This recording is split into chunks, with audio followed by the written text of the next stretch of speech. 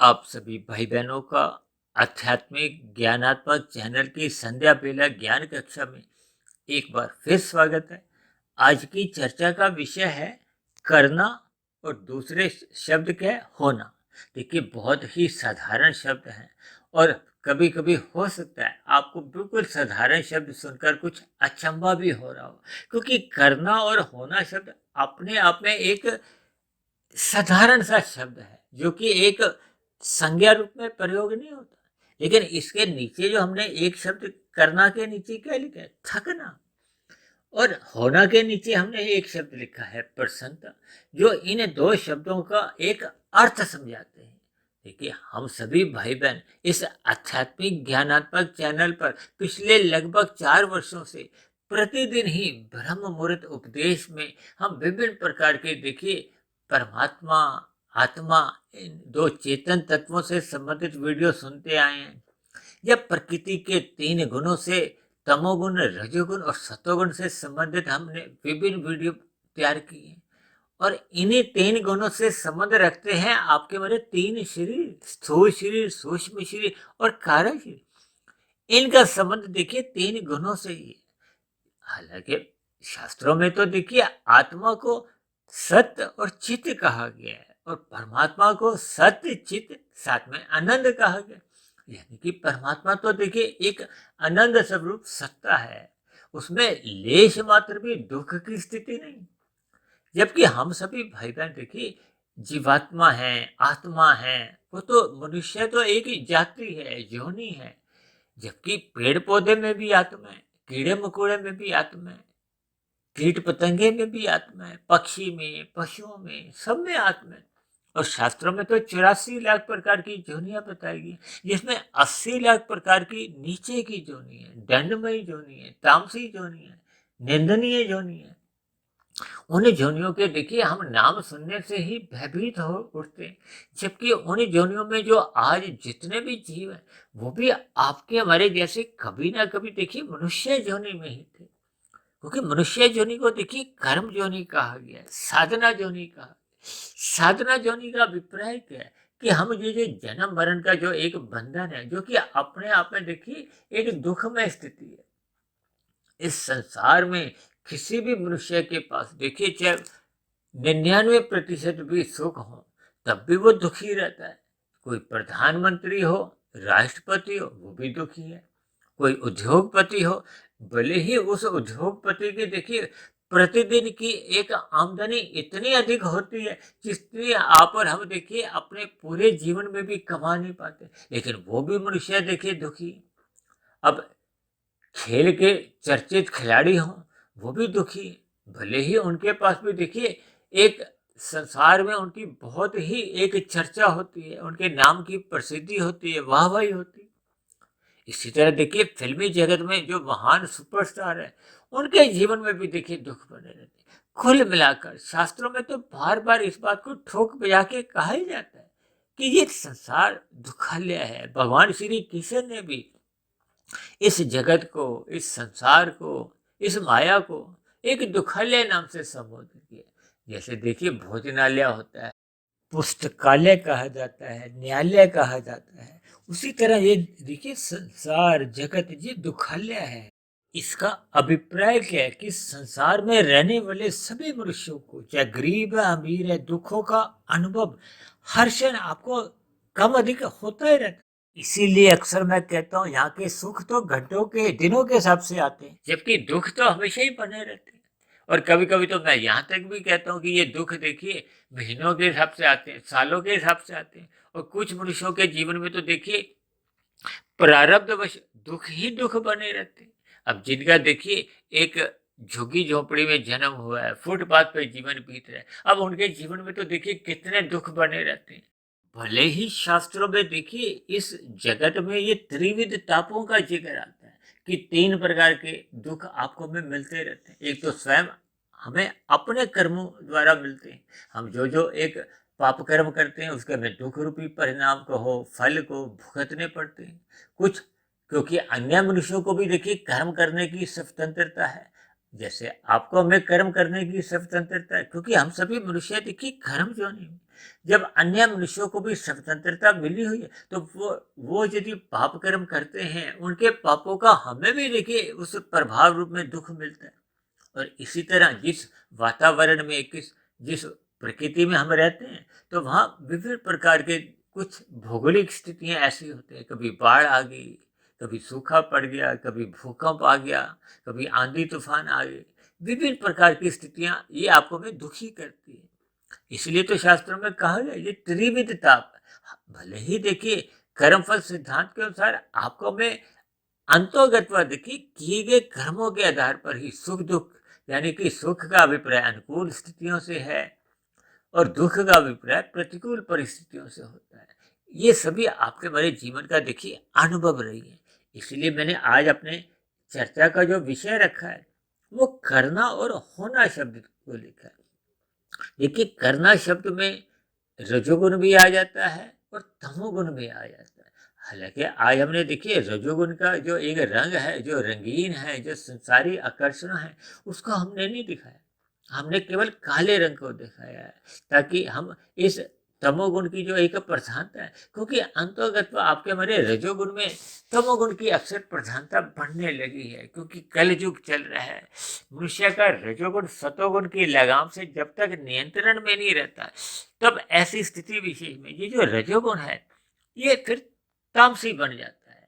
तामसी बन जाता है, इसलिए मैंने देखिए करना शब्द के साथ एक थकना शब्द लगाया, क्योंकि जब जब हम अपने मिले हुए जीवन में स्थूल शरीर के स्तर पर ही क्रियाएं करते हैं। अब क्रिया करना तो देखिए रजोगुण के कारण होता है।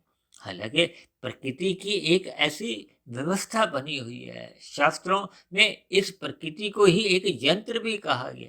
हालांकि ये इस यंत्र को तो देखिए अपने आप में जड़ माना गया, क्योंकि प्रकृति या प्रकृति के तीन गुण अपने आप में देखिए एक यंत्र रूप में काम करते हैं। वो तो अलग बात है कि शास्त्रों में कहा गया तमोगुण से 10 गुना अच्छा रजोगुण है, रजोगुण से 10 गुना अच्छा सतोगुण है।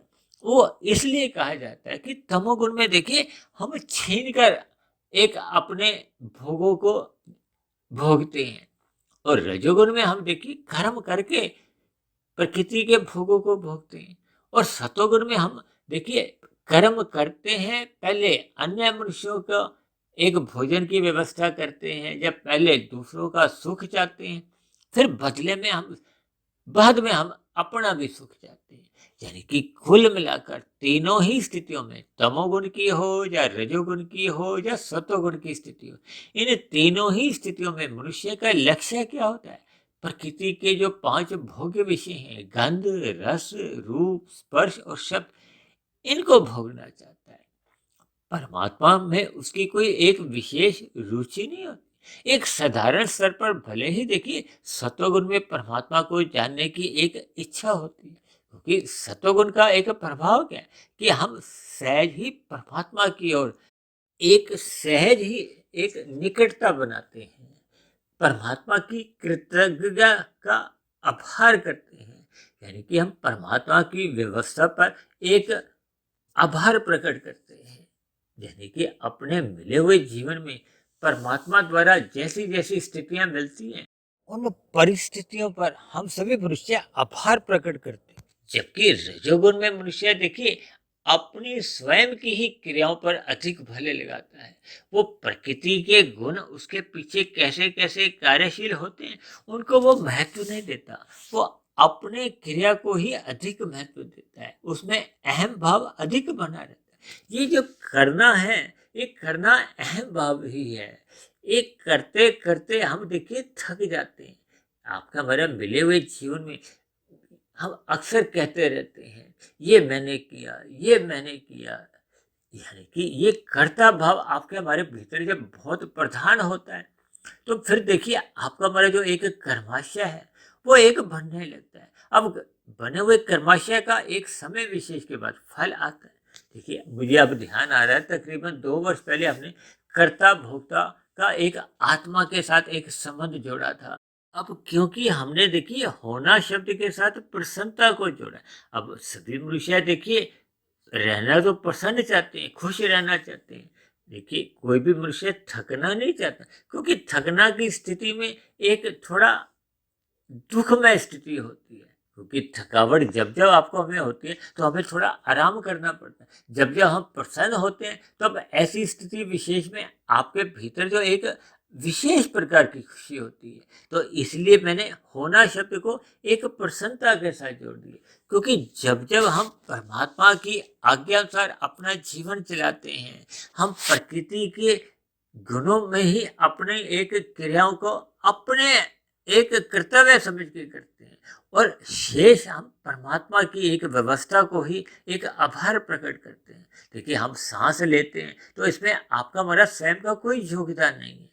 हम जितना भी खाना खाते हैं उसमें खाना खाने के बाद जो पचाने की अंदर की जो एक व्यवस्था है उसमें हमारा आपका कोई योगदान नहीं है। लेकिन फिर भी मनुष्य देखिए दिन भर अपने अहम से ही एक डंका बजाता रहता है, उसी का ही भूलभला करता रहता है। ये मैंने किया, ये मैंने किया, ये मैंने किया। यानी ये राजसी और तामसी स्थितियां मनुष्य को फिर थकाती हैं। थकाती का अभिप्राय है वो दुखमय स्थितियों में ढकेलती हैं। इसलिए हम सभी भाई बहनों को अपने मिले हुए जीवन में ये जो करना शब्द का या अहंकार शब्द का हमें बचना होगा। हमें परमात्मा की आज्ञा में रहते हुए अपने कर्तव्य कर्मों को प्रसन्नतापूर्वक निभाना होगा, और प्रकृति की जो भी एक व्यवस्था है उन व्यवस्था में हमने देखिए सत्वगुण को अधिक महत्व देना है। जब जब हम सत्वगुण को अधिक महत्व देते हैं तो फिर आपके हमारे भीतर में जो अहंकार की जो स्थितियां होती हैं, रजोगुण या तमोगुण की जो स्थितियां होती हैं, वो अपने आप ही कमजोर पड़ने लगती है। फिर हम परमात्मा को अधिक महत्व देते हैं।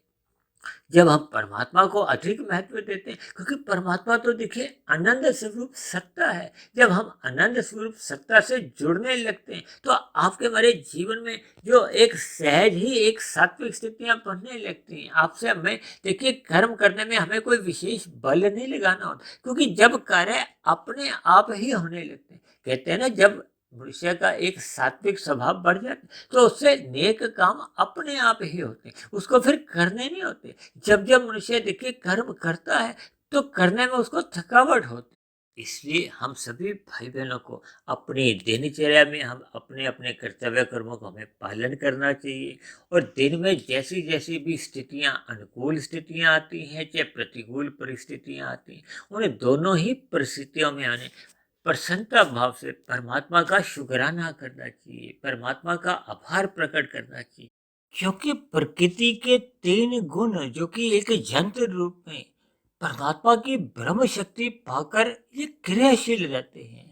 ये गुण अपने आप ही कार्य करते हैं। इन गुणों के साथ हमें देखिए सकाम भाव से जुड़ना ही नहीं चाहिए, क्योंकि जब जब हम सकाम भाव से जुड़ते हैं तो फिर आपके हमारे एक कर्माशय बनने लगता है। कर्माशय में फिर सात्विक, राजसी और तामसी स्थितियां बनती। हालांकि सत्वगुण तो आपके हमारी एक मुक्ति में एक सहायक होता है, लेकिन ये रजोगुण हमें बांधता है, यानी संसार में उलझाता है। जबकि तमोगुण की जो एक स्थितियां हैं, थकावट की कहो, आलस्य की स्थितियां कहो, अचेत की स्थितियां कहो, यानी ये सभी स्थितियां हमें आपको अज्ञानता में ले जाती हैं, और अज्ञानता में मनुष्य अपने कर्तव्य कर्मों का पालन कर नहीं पाता। तब ऐसी स्थिति में ये जो विषय भोग है ये आपसे हमें देखिए पाप कर्म करवाने लगते हैं। ये पाप कर्मों का कर्माशय फिर बढ़ने से पुण्य कर्मों की न्यूनता रह जाती है। पाप कर्मों की अधिकता के कारण फिर मरने के बाद मनुष्य की अधोगति की स्थितियां बनने लगती हैं। इसलिए मेरी आप सभी भाई बहनों से विनती है कि हमें सत्वगुण में स्थित रहते हुए अपने कर्तव्य कर्मों को प्रसन्नतापूर्वक, ईमानदारी से अपने कर्तव्य कर्मों का पालन करना चाहिए। परमात्मा की सम्मुखता बनाए रखना होगी, ताकि हम सभी सात्विक स्थितियों में किसी भी प्रकार की थकावट में नहीं फंसे, या किसी भी प्रकार के आलस्य में नहीं फंसे। यानी आपके हमारे जीवन में सदा ही प्रसन्नता बनी रहे और परमात्मा से सदा प्रीति बनी रहे। तो ऐसी सभी शुभ स्थितियां हम सभी भाई बहनों के जीवन में भी बने। इन्हीं शुभ कामनाओं के साथ आज की चर्चा विषय को अब हम यही विश्राम देते हैं। कल सुबह फिर मिलते हैं ब्रह्म मुहूर्त उपदेश कक्षा में। तब तक आप अपने आध्यात्मिक मित्र सुधीर भट्ट या फकीर को इजाजत दें। आप सभी भाई बहनों को बहुत बहुत शुभ रात्रि, और ब्रह्म मुहूर्त में उठने के लिए मेरी ओर से आप सभी भाई बहनों को बहुत बहुत शुभकामनाएं।